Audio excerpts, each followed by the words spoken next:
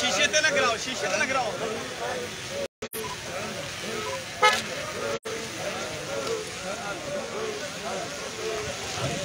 ادھر 10 اشارہ ادھر کرو۔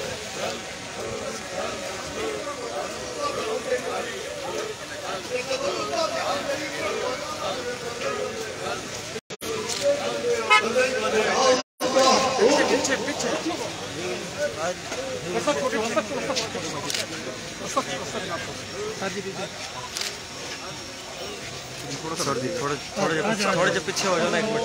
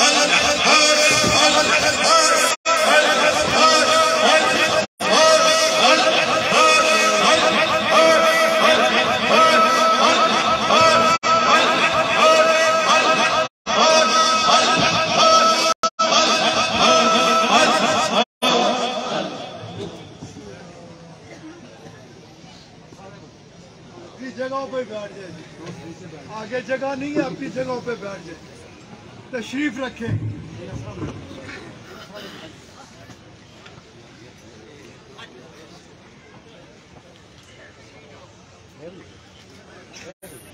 فیصل صاحب اعلان فرما کے بیٹھ جائیے اپنی جگہوں پہ تاکہ پیچھے بھی نظر آتا ہے۔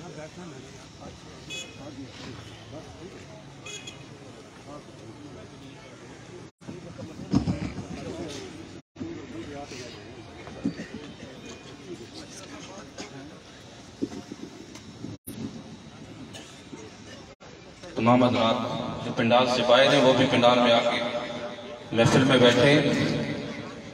انتظار کی گھڑیاں اب ختم ہوا جاتی ہیں۔ اس سے پہلے ہمارے پیر و مرشد حضور ابن عالم اعلیٰ حضرت صاحب دامت برکاتہم القدسیہ اپنے ملفوظات عالیہ سے اب سب کو نواز رہے تھے۔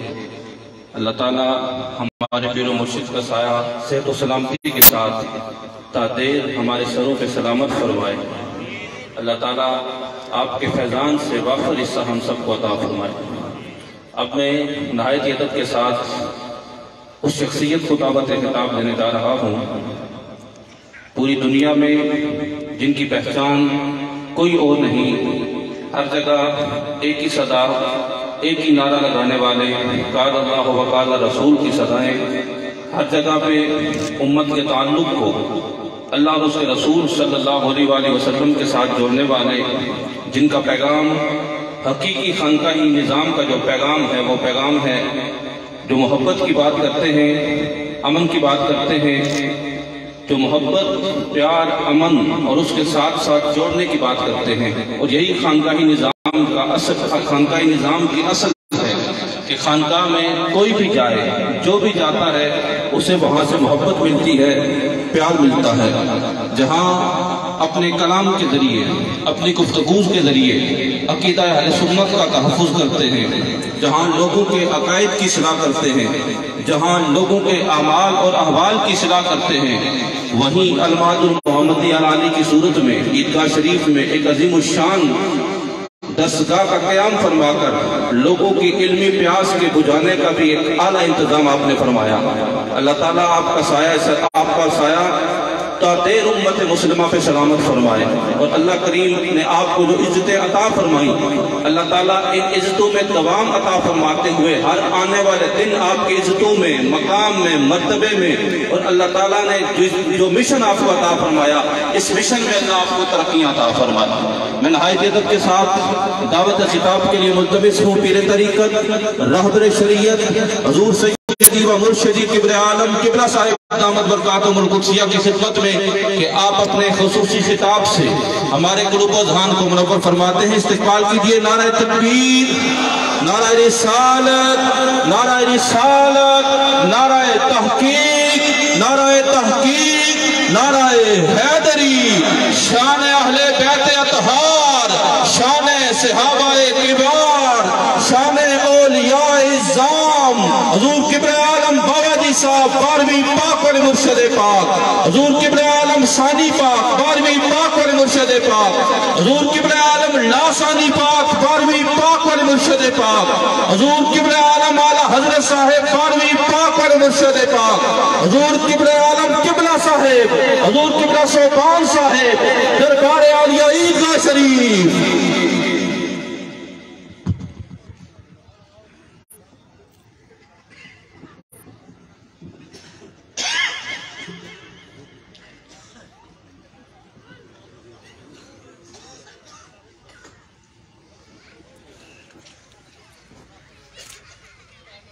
अल्हम्दुलिल्लाह रब्बिल आलमीन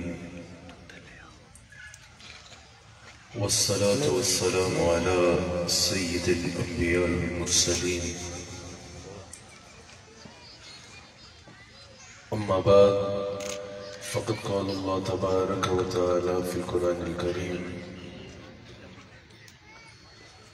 अऊज़ु बिल्लाहि मिनश शैतानिर रजीम बिस्मिल्लाहिर रहमानिर रहीम अग़नाहुमुल्लाहु व रसूलुहु मिन फ़ज़लिही सदक़ल्लाहुल अज़ीम व सदक़ रसूलुहुन नबियुल करीम। सच्चा हमारा मालिक और सच्चा हमारा खालिक के सिवा उस वाहिद यकता के कोई इबादत के लायक नहीं,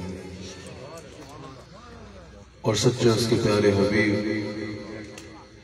आपके और मेरे आका मौला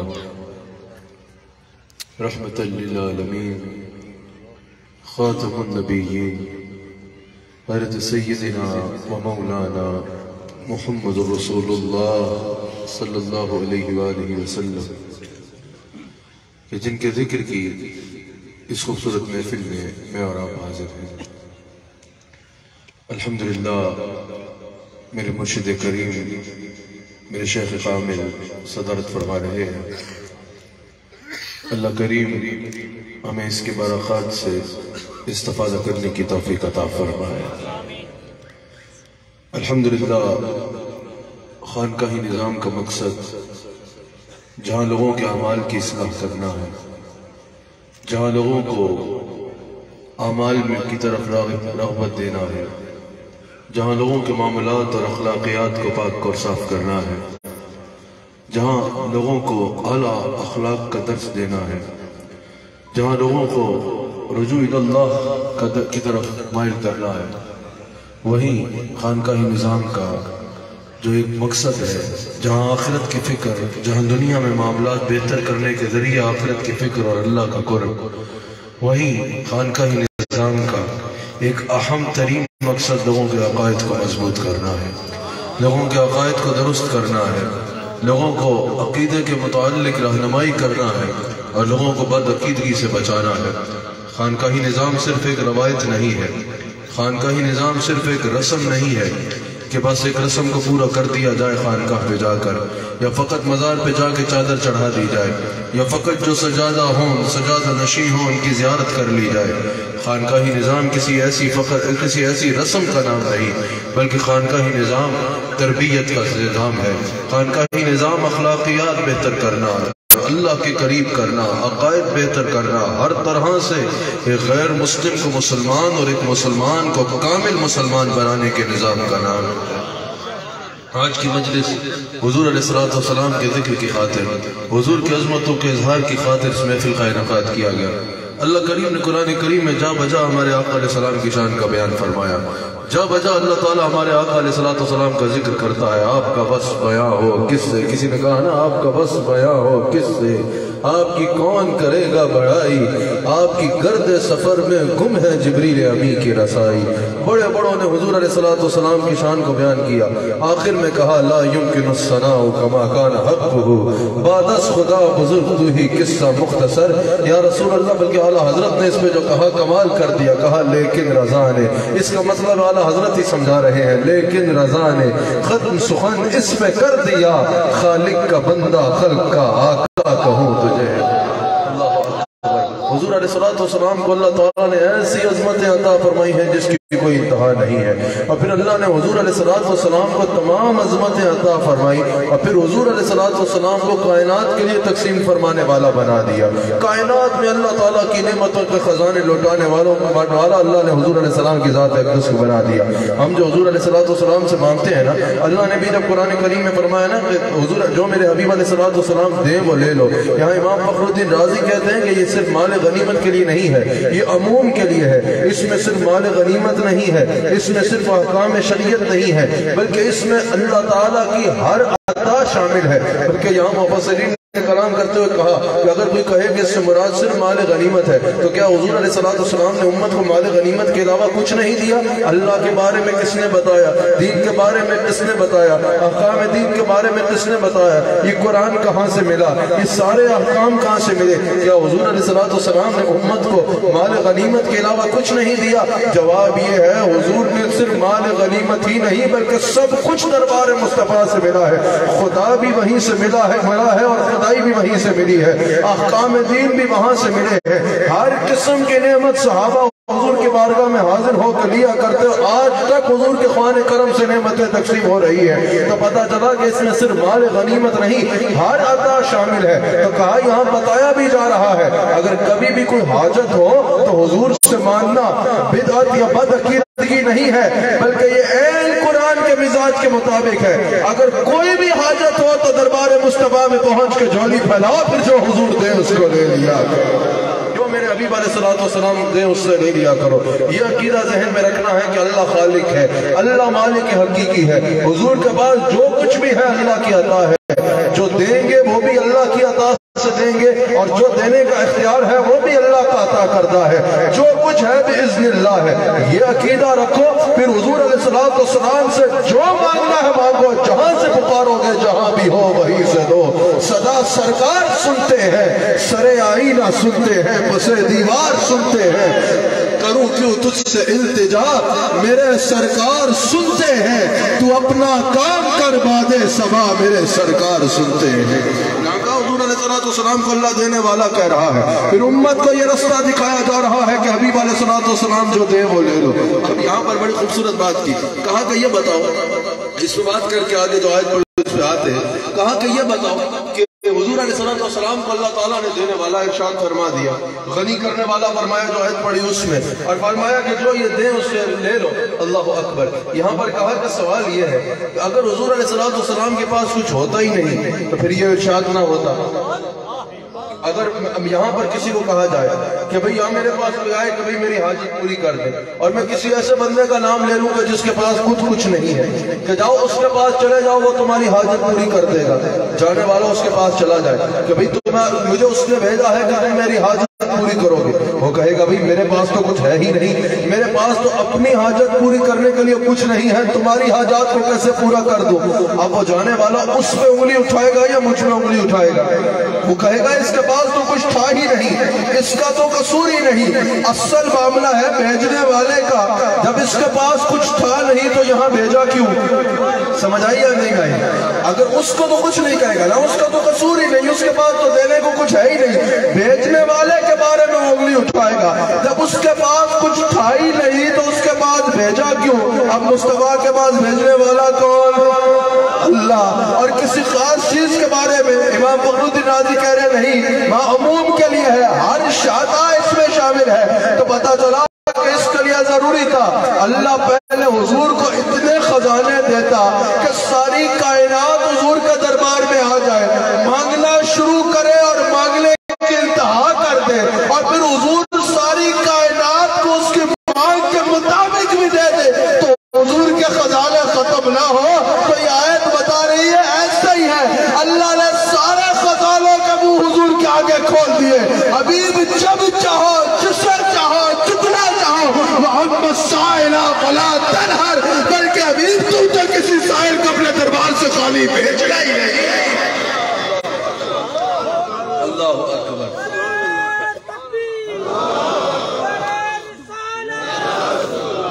یہی وجہ ہے کہ بخاری میں موجود ہے، حضرت جابر رضی اللہ تعالیٰ عنہ کہتے ہیں کہ میں نے جتنا عرصہ حضور کی بارگاہ میں گزارا نا، میری نظر حضور علیہ السلام کے رہتی، حضور کے معاملات کو میں زیارت کرتا رہتا، حضور بات کیسے کرتے ہیں، حضور اٹھتے کیسے ہیں، حضور بیٹھتے کیسے ہیں، حضور کلام کیسے فرماتے ہیں، حضور مسکراتے کیسے ہیں، حضور چلتے کیسے ہیں، کہا میری ساری نظر حضور کے چہرے انور پہ ہوتی۔ حضرت جابر کہتے ہیں میں نے کوئی چیز ایسی نہیں دیکھی جو حضور کے دربار میں نہیں ہے، جب جس نے جو مانگا حضور نے عطا کر دیا، جب جس نے جو چاہا کہا حضور نے کر کے دکھا دیا۔ جابر کہتے ہیں ایک چیز ہے جو میں نے حضور کی بارگاہ میں نہیں دیکھی۔ لوگوں نے کہا جابر یہ کون سی چیز ہے جو حضور کی بارگاہ میں نہیں ہے؟ کہا ایک لفظ نہیں ہے جو میں نے لا آتے حضور کی زبان پہ نہیں سنا، جس نے جو مانگا حضور نے اس کو عطا کر دیا۔ اعلیٰ حضرت کہتے ہیں نا سب جوہروں کا اصل تیرا جوہر غیرہ۔ اعلیٰ حضرت نے کمال کر دیا، کہا کہ مانگیں گے مانگے جائیں گے، منہ مانگی پائیں گے، سرکار میں نہ لا ہے نہ حاجت اگر کی ہے۔ کہا مانگیں گے، لوگوں نے کہا نہیں مانگا، کہا ہم مانگے جائیں گے، پھر منہ مانگی پائیں گے، مانگیں گے مانگے جائیں گے، پھر منہ مانگی پائیں گے،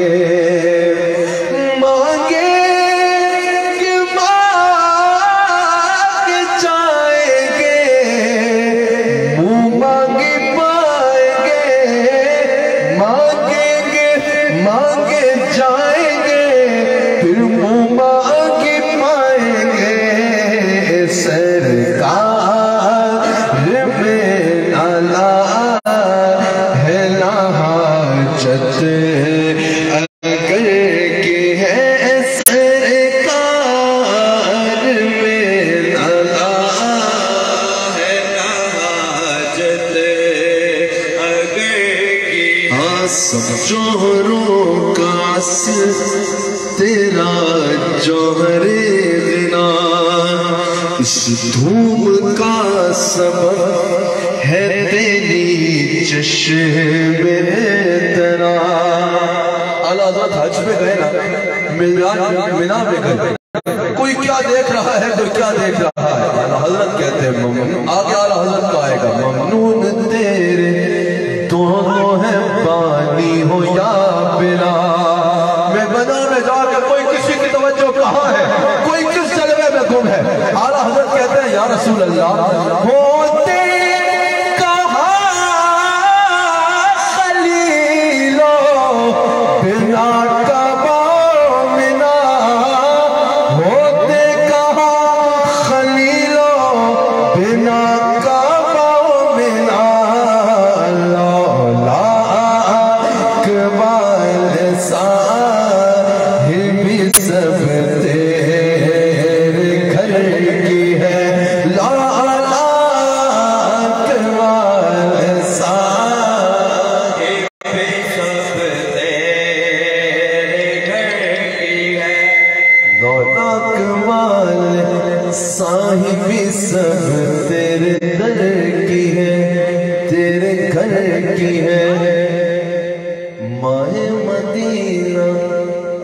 اپنی تجلی عطا کرے، یہ جلدی چاندنی تو پہر کی ہے، قسمت میں لاکھ پیچ سو کچھ ہزار پر، قسمت میں لاکھ پیچ ہو سو کچھ ہزار پر، یہ ساری گوتی ایک تیری سیدھی نظر کی ہے، یہ ساری گوتی ایک تیری سیدھی نظر کی ہے۔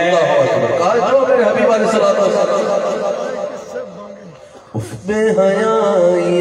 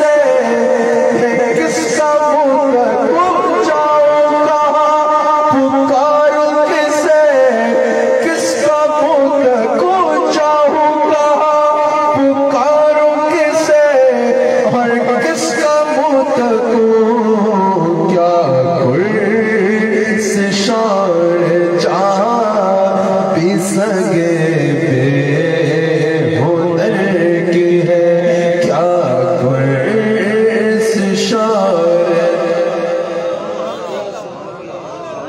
جا بھی سگے بے ہنر کی ہے کیا گرس شار جا بھی سگے بے ہنر کی ہے ممتا کہاں اٹھتے ہی داتا کی دین تھی دوری قبول و عرض میں بس ہاتھ بھر کی ہے سرکار ہم گواروں میں طرز ادب کہا سرکار ہم گواروں میں طرز ادب کہا ہم کو تو بس تمیز یہی بھیگ بھر کی ہے ہم کو تو بس تمیز یہی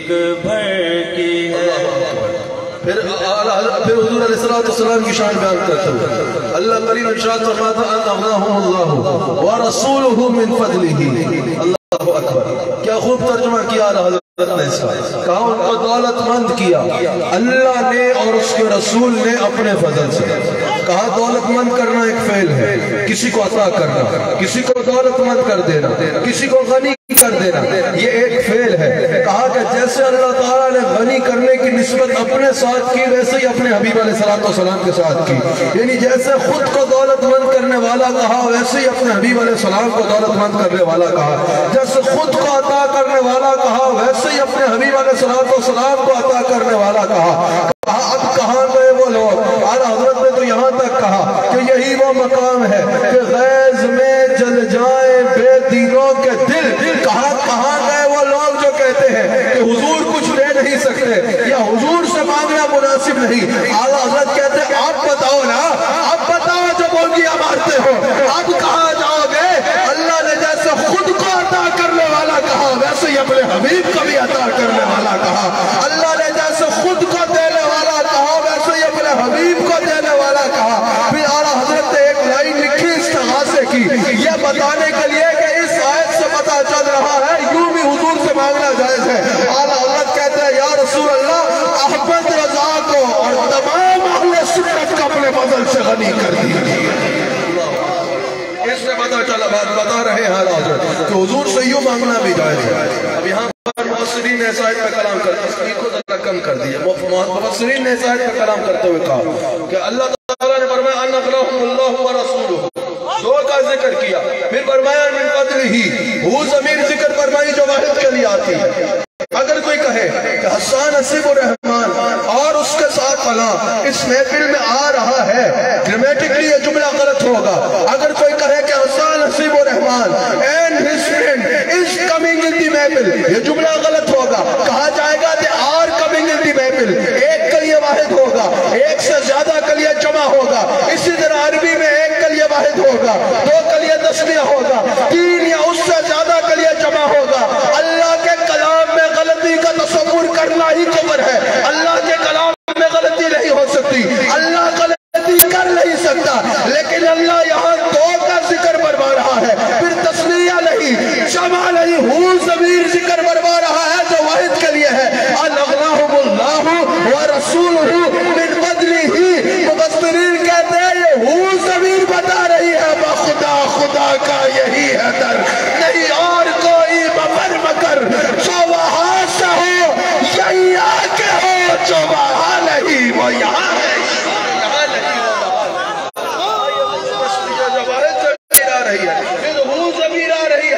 رہی ہے نذکرے میں تو دوز آتے ہیں لیکن خدا اور مصطفیٰ کی رضا بھی ایک خدا اور مصطفیٰ کی عطا بھی ایک خدا اور مصطفیٰ کی محبت بھی ایک خدا اور مصطفیٰ کی عطاعت بھی ایک اللہ اکبر اعلیٰ حضرت نے کمال نہیں کر دیا بخدا خدا کا یہی ہے در بخدا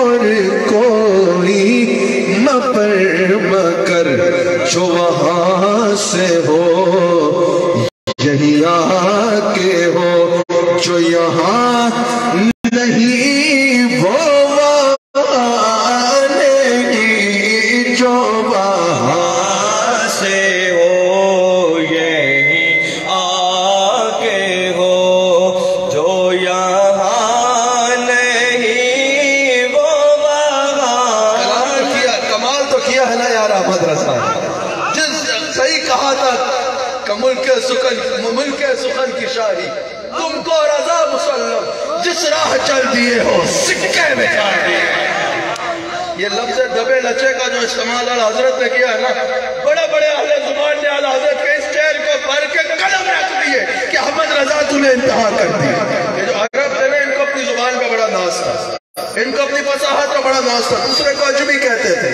عرب کو اپنے کلام پہ اپنی فصاحت پہ بڑا ناز تھا اپنی زبان پہ بڑا ناز تھا لیکن احمد رضا نے کہا جب حضور نے کچھ ارشاد فرمایا وہ جن کو اپنی زبان پہ بڑا ناز تھا جن کی زبان بول بول کر تھکتی رہی جب وہ حضور کے آگے آئے کہا آپ کے آگے یوں ہے طبیلچے آپ کے آگے یوں ہے طبیلچے فصحا عرب کے بڑے بڑے ویسے بولتے زبان نہیں تھکتی حضور کے سامنے کوئی جانے منہ میں زبان نہیں بلکہ جسم میں جان نہیں کوئی جانے منہ میں زبان کمال حسن حضور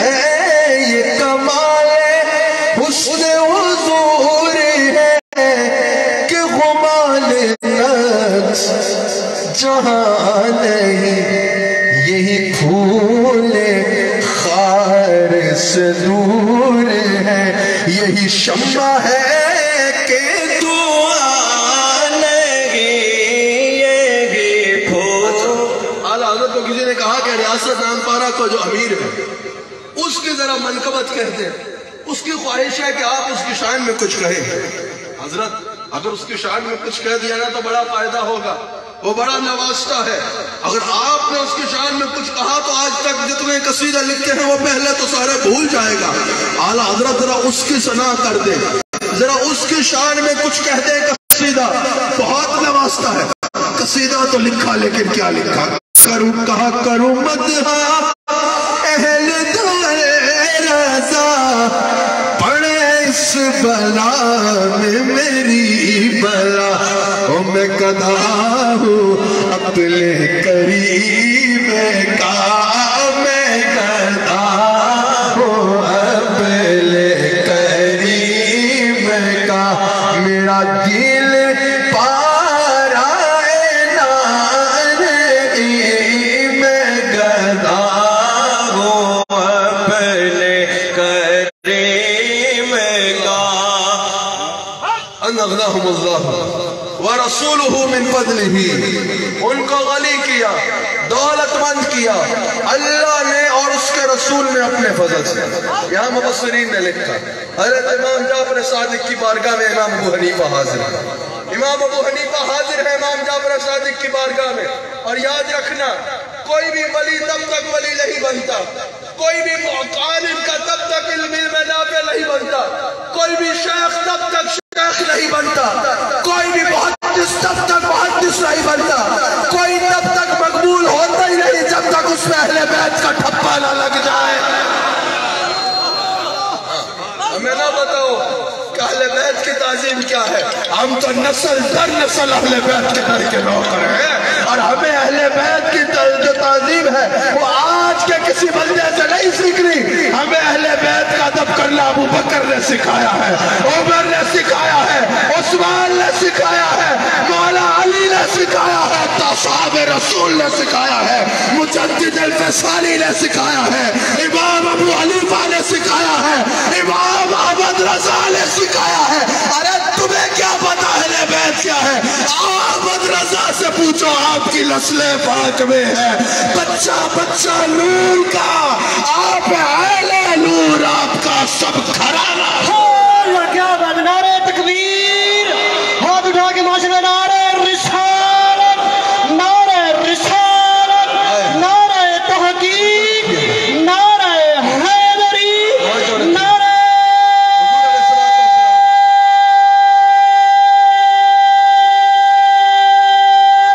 حیدری۔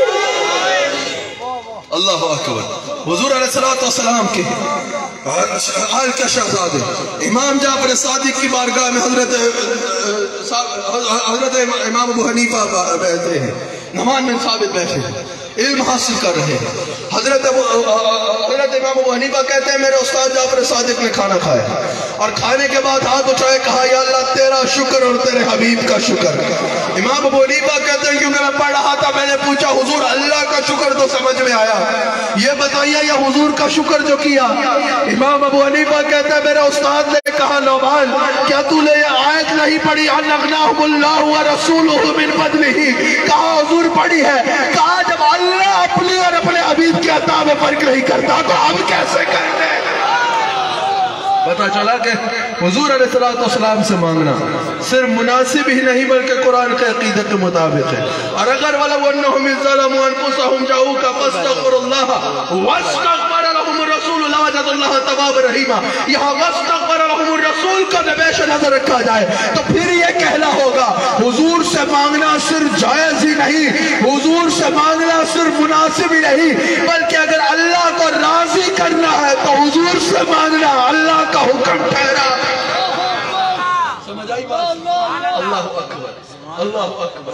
حضور علیہ السلام کو اللہ نے دینے والا ارشاد فرمایا، عطا کرنے والا ارشاد فرمایا، اور حضور نے خود نہیں فرمایا کہ دینے والا اللہ ہے۔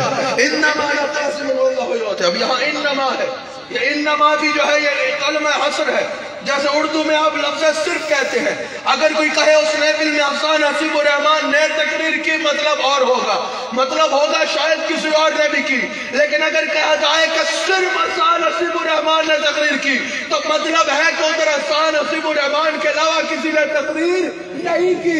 یہ انما کلمہ حصر ہے، حضور نے صرف یہ نہیں فرمایا میں دینے والا ہوں، کہا اللہ کے جتنے خزانے ہیں انما انا قاسم، صرف میں ہوں جو اس سے تقسیم کرتا۔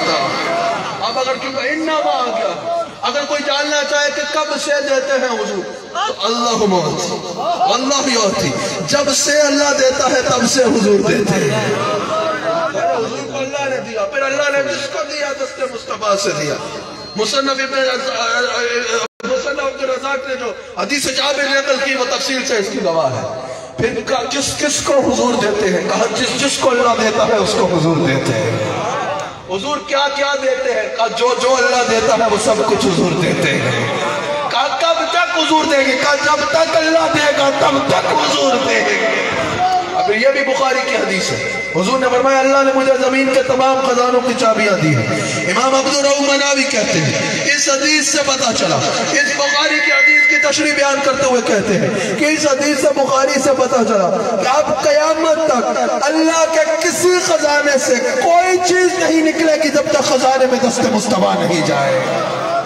اور امام احمد رضا نے تو ہمیشہ کمال کیا، یہاں بھی امام احمد رضا کہتے ہیں کہ اس حدیث نے تو مسئلہ ہی سمجھا دیا۔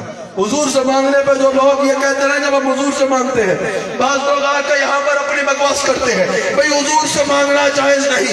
اعلیٰ حضرت نے کہا کیوں جائز نہیں؟ کہا شرک ہے۔ اعلیٰ حضرت نے کہا اس حدیث نے تمہارے عقیدے کا ستیہ ناش کر دیا، اس حدیث نے ہمارے عقیدے کو ثابت کر دیا، اور یہ باطل عقیدے لینے والوں کا ستیہ ناش ہو گیا اس حدیث سے ان کے عقیدے کا۔ کہا وہ کیسے؟ کہا حضور علیہ السلام نے ارشاد فرمایا نا کہ اللہ نے مجھے زمین کے تمام خزانوں کی چابیاں دی ہیں۔ کہا حضور نے یہ نہیں فرمایا کہ نعمت کی چابی، رحمت کی چابی، رزق کی چابی، کہا تمام خزانوں کی چابیاں مجھے دی ہیں۔ کہا پتہ چلا جس کے ہاتھ میں کنجی ہو کفر اس کے قبضے میں ہوتا ہے۔ کہا اب عقیدہ واضح ہو گیا، خزانے بھی اللہ کے، دینے والا بھی اللہ، شرک کہا خزانے بھی اللہ کے، دینے والا بھی اللہ، لیکن تقسیم اللہ نے مصطفیٰ کے ہاتھ میں دے دی ہے۔ ڈاکٹر کے پاس جاؤ تو یہ عقیدہ نہیں ہوتا ڈاکٹر شفا دے گا. عقیدہ ہوتا ہے شفا اللہ دے گا. پھر کہا جائے گا ڈاکٹر کے پاس کیوں سر کھپا رہے ہو, ڈاکٹر کے پاس کیوں جا کے پیٹ رہے ہو اگر شفا اللہ نے دے لی ہے؟ جواب یہ ہے ڈاکٹر کا علاج ذریعہ بنے گا, شفا اللہ نے دے لی ہے. اعلیٰ حضرت کہتے ہیں وہاں تو تمہیں مسئلہ سمجھ میں آ گیا, یہاں کون سا پوز لے کے آتے ہو کہ تمہیں مسئلہ سمجھ نہیں آتا. جیسے وہاں شفا ڈاکٹر نے نہیں دے لی, شفا اللہ نے دے لی ہے, ویسے یہاں بھی خزانوں کا خالق بھی اللہ, مالک حقیقی بھی اللہ. لیکن جب اللہ دینے والا مصطفیٰ کو بنا رہا ہے تو تمہیں کائے کو الچن ہوتی ہے, تمہاری بات کیوں بنتی ہے مصطفیٰ کے دروازے پہ آتے ہوئے؟ اعلیٰ حضرت نے کہا اس حدیث نے بتا دیا رزق دینے والا اللہ لیکن چابی مصطفیٰ کے پاس, اولاد دینے والا اللہ لیکن چابی مصطفیٰ کے پاس, نعمتیں دینے والا اللہ لیکن چابی مصطفیٰ کے پاس. کہا اس حدیث سے پتا چل رہا ہے اللہ کے خزانے سے جو بھی چاہیے دربار مصطفیٰ میں آنا ہے.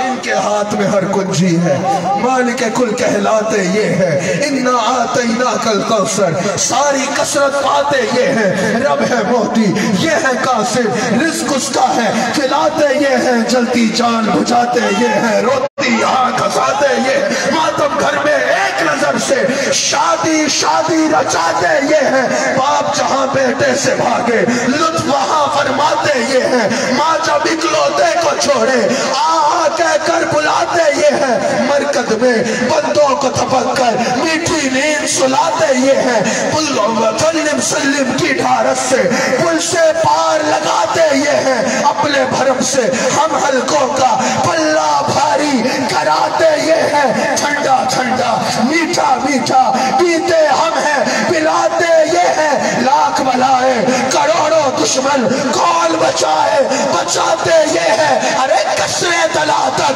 کس کی رسائی چاہتے یہ ہیں, آتے یہ ہیں, فیض جلیل خلیل سے پوچھو آنکھ میں باغ کھلاتے یہ ہیں, کہہ دو رضا سے خوش ہو خوش رہ مجدہ رضا کا سناتے یہ ہیں. اعلیٰ حضرت کہتے ہیں یہ ہے ہمارا عقیدہ, جس کو جو ملتا ہے دربار مصطفیٰ سے ملتا ہے. اور حضور پہ اعتماد کیسا ہونا چاہیے یہ بھی بخاری سے سن لو اور اسی پہ بات کو ختم. اللہ اکبر. حضور علیہ السلام جلوہ گر ہے, حضرت جابر حاضر ہوتے ہیں, یا رسول اللہ صلی اللہ علیہ وآلہ وسلم.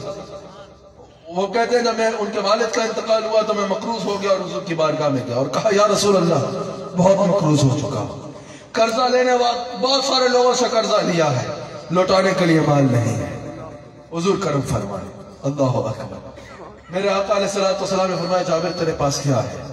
کہا یا رسول اللہ ایک کھجوروں کا باغ ہے, لیکن اس میں تو اتنی کھجوریں بھی نہیں کہ چند بندوں کا مال لوٹا سکو, میں نے تو کئیوں کا لوٹانا ہے. حضور نے فرمایا چلو تیرے باغ میں چلتے. حضور علیہ السلام کے ساتھ حضرت جابر باغ کی طرف چل پڑے. حضور علیہ السلام نے باغ میں گئے, صدیق اکبر بھی ساتھ ہیں اور فاروق اعظم بھی ساتھ ہیں. اللہ اکبر. حضور نے جا کے حضرت جابر کے مال پہ نظر ڈالی, ہاتھوں میں اٹھایا, کہا جابر جتنوں کا لوٹانا ہے لوٹاتے جاؤ. جابر کہتے ہیں اس سے تو چند کا نہیں لوٹایا جا سکتا تھا, لیکن مجھے حضور نے کہا شروع کرو تو میں نے شروع کر دیا. جابر کہتے ہیں ایک کو لوٹایا, دوسرے کو لوٹایا, تیسرے کو لوٹایا. کہتے ہیں جتنوں کا لوٹانا تھا لوٹا دیا, کھجوریں ویسی کی ویسی. کہا کہ میں حیران ہو کے حضور کی بارگاہ میں گیا, یا رسول اللہ صلی اللہ علیہ وآلہ وسلم سب کا مال لٹا دیا, مال ختم نہیں ہوا. حضور نے فرمایا جابر مال سچی بات ہے نا, میں اللہ کا نبی ہوں, جابر میں اللہ کا سچا رسول ہوں, اب جاؤ ابو بکر کو بتاؤ. اللہ اکبر. حضور نے کیا فرمایا, اب جاؤ اس بات کے بارے میں ابو بکر کو بتاؤ. حضرت جابر جاتے ہیں صدیق اکبر کے دروازے میں. اب سنو عقیدہ کیسا ہونا چاہیے. عقیدہ سیکھنا ہے تو ابو بکر صدیق سے سیکھنا. ابو بکر کہا کیا ہوا؟ کہا کہ حضور نے میرے مال پہ نظر ڈالی نا, سب کا مال میں نے اتنے سے مال سے لٹا دیا, مال ختم نہیں ہوا. حضرت ابو بکر صدیق نے فرمایا جابر یہ بتانے کے لیے آئے ہو, جب حضور تمہارے باغ کی جانب چلے تھے نا مجھے تب یہ یقین ہو گیا تھا اب بندے ختم ہو جائیں گے, مال ختم نہیں ہوتا. یہ عقیدہ ہونا چاہیے تھا حضور علیہ السلام کی بات ہے. حضور یہ کیسے تو حضور وہ کیسے، نا جب حضور کی بات آئے تو حضور علیہ السلام پہ یقین کرنا ہے. حضور کے معاملے میں عقیدہ مضبوط رکھنا ہے. حضور علیہ السلام کے بارے میں عقیدہ مضبوط ہوگا تبھی دنیا میں بھی کامیابی ہے اور آخرت میں بھی کامیابی ہے. اللہ تعالی ہمیں عقیدہ اہل سنت پہ قائم رہنے کی توفیق عطا فرمائے. اللہ تعالی ہمیں تا حیات عقیدہ اہل سنت پر رہنے کی توفیق عطا فرمائے. ہر اعتبار سے اللہ تعالی ہمیں عقیدہ اہل سنت پر قائم رکھتے. ہر اعتبار سے یاد رکھنا عقیدہ وہ رکھنا جو اہل سنت کا عقیدہ ہے. اور اہل سنت کے درجنوں عقائد میں جو ہے وہ درجنوں عقیدے نہیں نکلتے. اہل سنت کا ہر عقیدہ ایک ہے جو الحمدللہ ہمارے اکابر طے کر گئے ہیں اور بنا گئے ہیں، اور قرآن و حدیث کے مطابق طے کر گئے ہیں. بنا گئے ہیں سے مراد قرآن و حدیث کے مطابق بیان کر چکے ہیں، جو مجدد الفسانی نے بیان کر دیا، جو امام احمد رضا بریلوی نے بیان کر دیا، وہ ہے عقیدہ اہل سنت. اور اس پر مضبوطی کا ساتھ قائم رہنا اور اس کے ساتھ جڑے رہنا. اللہ تعالی ہم سب کو حضور علیہ السلام سے، حضور کے قدمین شریفین سے وابستہ رہنے کی توفیق عطا فرمائے. دوران گفتگو اگر کوئی غلطی ہوئی تو صدق دل سے اللہ تعالی کی بارگاہ میں توبہ کرتا.